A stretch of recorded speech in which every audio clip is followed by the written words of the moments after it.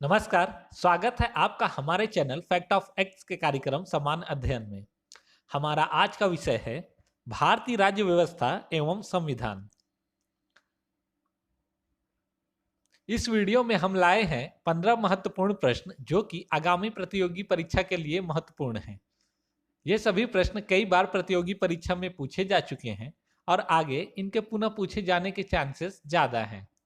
चलते हैं अपने पहले प्रश्न की तरफ। हमारा आज का पहला प्रश्न है, भारत के संविधान सभा के संवैधानिक सलाहकार कौन थे? इसके ऑप्शंस हैं A sir B N Rao, B doctor B R Ambedkar, C doctor Rajendra Prasad या डी श्री के एम मुंशी। आप अपना जवाब हमारे साथ साथ नीचे कमेंट बॉक्स में भी दे सकते हैं। इस प्रश्न का सही जवाब है option A sir B N Rao. Bharat की संविधान सभा का प्रथम प्रारूप संवैधानिक सलाहकार बी एन राव बेनेगल नरसिंह राव की देखरेख में संविधान सभा के सचिवालय की परामर्श शाखा ने अक्टूबर 1947 में तैयार किया। संविधान में प्रथम प्रारूप के पश्चात अध्यक्ष डॉक्टर राजेंद्र प्रसाद ने बी एन राव को विश्व के प्रमुख देशों के संविधान शास्त्रियों से विचार विमर्श करने हेतु अमेरिका, कनाडा, आयरलैंड भेजा था। अब बढ़ते हैं अपने अगले प्रश्न की तरफ। भारतीय संविधान अपनाया गया था। इसके ऑप्शंस हैं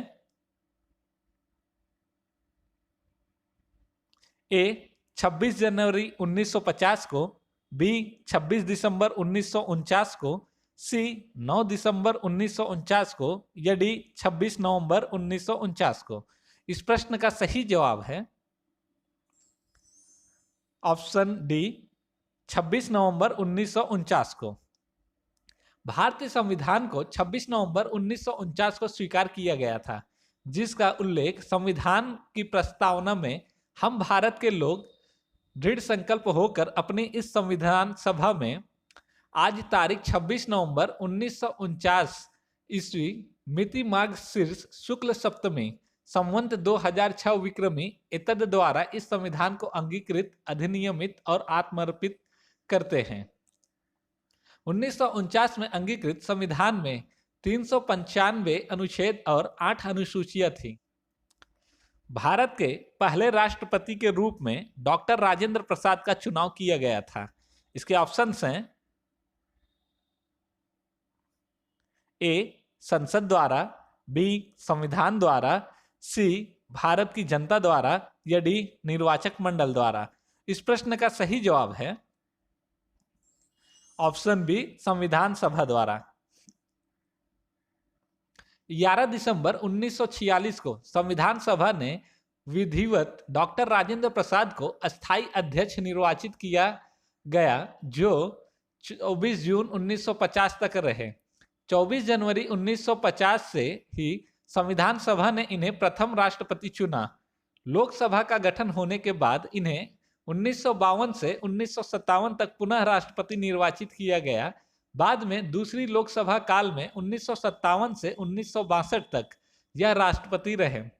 संविधान सभा का विधिवत उद्घाटन 9 दिसंबर 1946 को प्रातः 11 बजे हुआ था। इसलिए आज भी संसद की कार्यवाही सुबह 11 बजे ही शुरू होती है।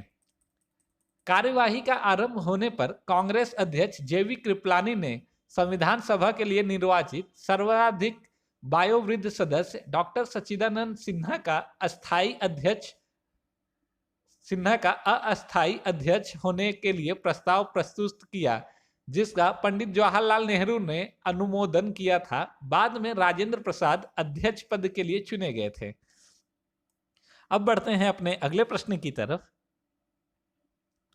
राष्ट्रगान पहली बार कब गाया गया था?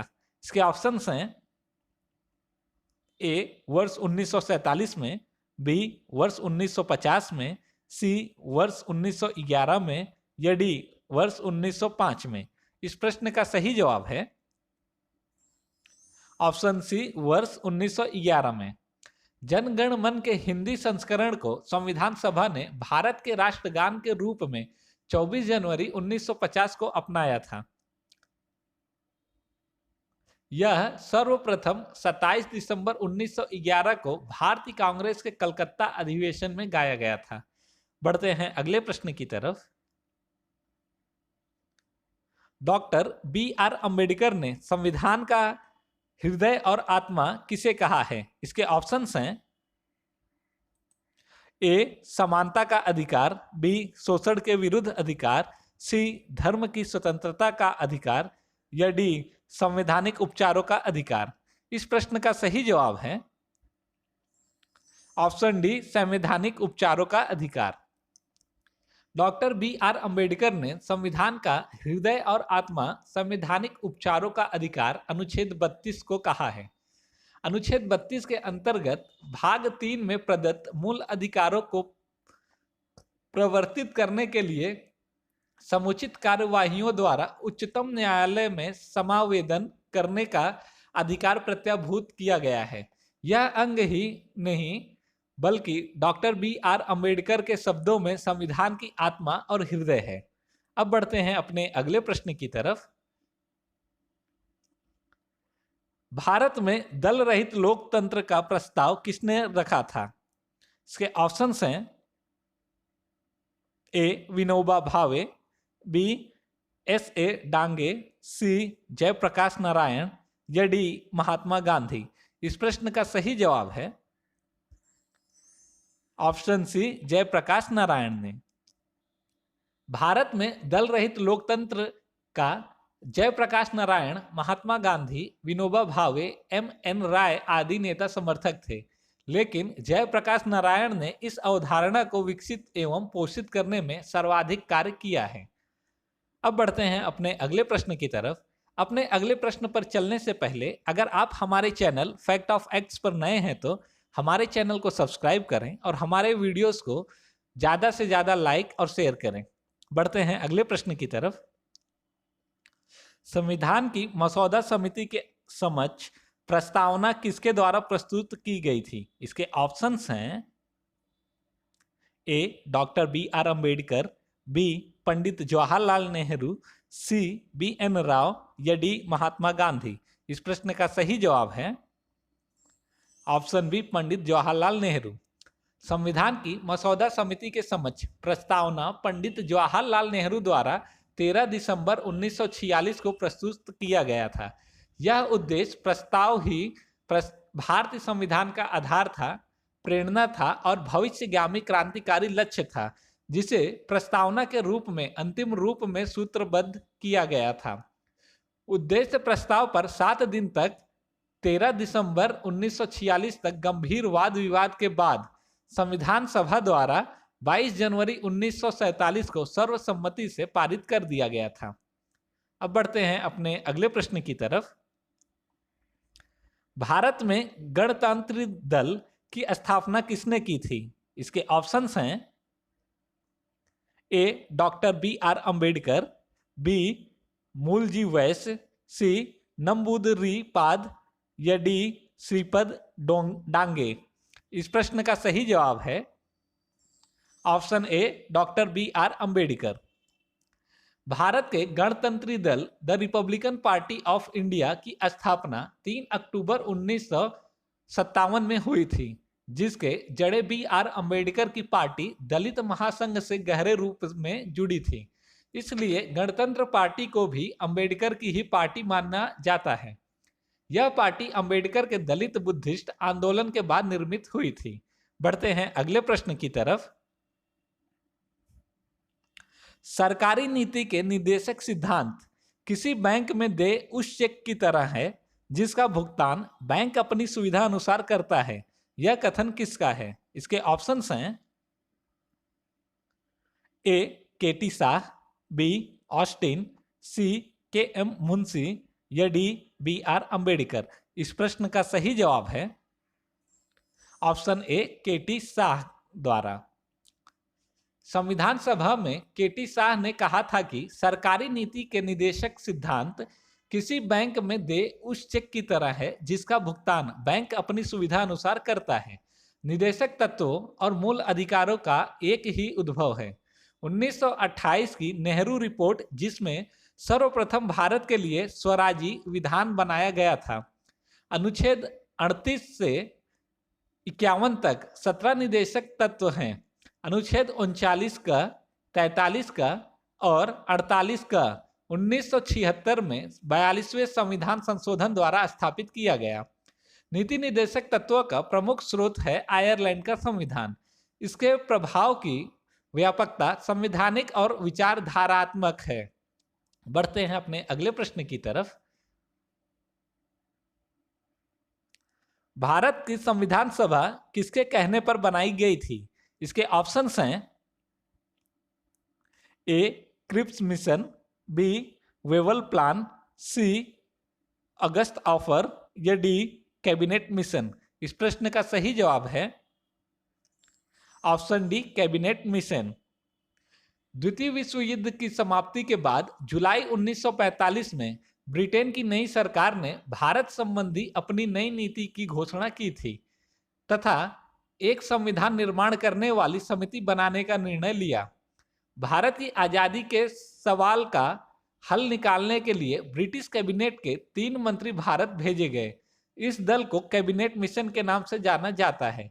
कैबिनेट मिशन के कहने पर ही संविधान सभा का गठन किया गया था। अब बढ़ते हैं अपने अगले प्रश्न की तरफ। अपने अगले प्रश्न पर चलने से पहले अगर आप हमारे चैनल फैक्ट ऑफ एक्ट्स पर नए हैं तो हमारे चैनल को सब्सक्राइब करें और हमारे वीडियोस को लाइक और ज़्यादा से ज़्यादा शेयर करें। साथ ही बेल आइकन के ऑल नोटिफिकेशंस को सिलेक्ट करें ताकि हमारे लेटेस्ट वीडियोस की नोटिफिकेशंस आप तक पहुंचती रहें। बढ़ते हैं अगले प्रश्न की तरफ। प्रथम केंद्रीय विधानसभा का गठन कब किया गया था? इसके ऑप्शंस हैं ए 1922, बी 1928, सी 1920 या डी 1930। इस प्रश्न का सही जवाब है ऑप्शन सी 1920 को।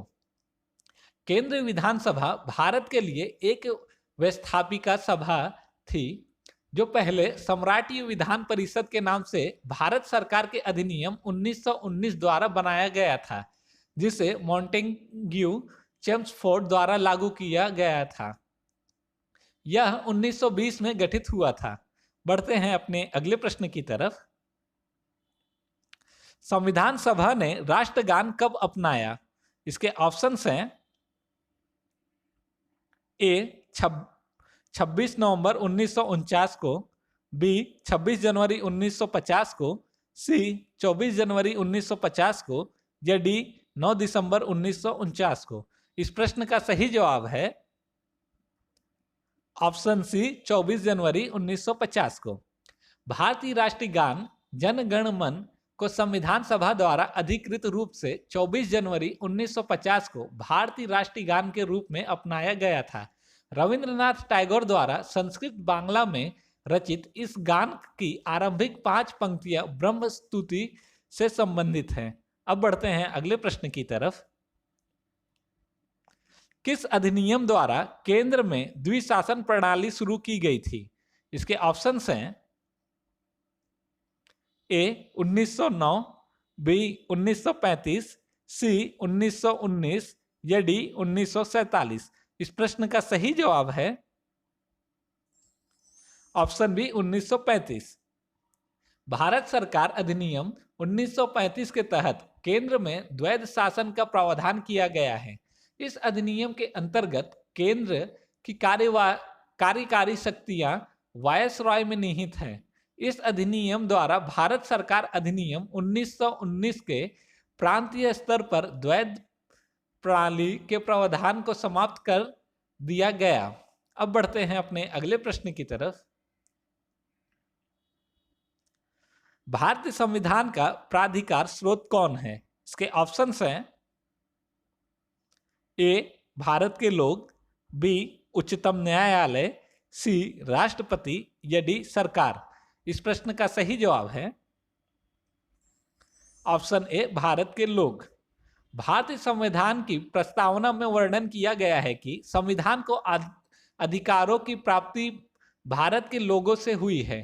प्रस्तावना में वर्णित कुछ शब्द इस प्रकार हैं: हम भारत के लोग इस संविधान को अंगीकृत, अधिनियमित और आत्मर्पित करते हैं, अतः प्रस्तावना में भारत के लोगों की अंतिम प्रभुसत्ता की घोषणा की गई है, जो यह बात बताता है कि भारत के लोगों के समस्त अधिकार संविधान में निहित है।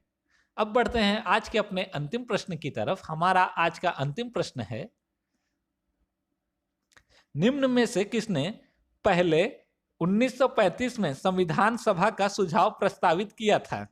इसके ऑप्शंस हैं ए जयप्रकाश नारायण, बी गांधी, सी एम.एन. रॉय या डी पंडित जवाहरलाल नेहरू। इस प्रश्न का सही जवाब है ऑप्शन सी एम.एन. रॉय। भारतीय संविधान सभा का विचार सर्वप्रथम मानेंद्र नाथ रॉय या एम.एन. रॉय ने 1934 में प्रस्तुत किया था। यह 1935 में भारतीय राष्ट्रीय कांग्रेस की आधिकारिक मांग बनी। अगस्त 1940 में अगस्त प्रस्ताव द्वारा इस मांग को स्वीकार कर लिया गया। हालांकि इसकी स्थापना कैबिनेट मिशन योजना 1946 के अंतर्गत की गई। संविधान सभा ने भारतीय संविधान का प्रारूप तैयार किया। इसी के साथ आज का हमारा ये वीडियो यहीं पर समाप्त होता है। अंत तक बने रहने के लिए धन्यवाद। हमारे चैनल फैक्ट ऑफ एक्ट्स को सब्सक्राइब करें और हमारे वीडियोस को लाइक और ज़्यादा से ज़्यादा शेयर करें। साथ ही बेल आइकन के ऑल नोटिफिकेशंस को सिलेक्ट करें ताकि हमारे लेटेस्ट वीडियोस के नोटिफिकेशंस आप तक पहुंचती रहें। धन्यवाद।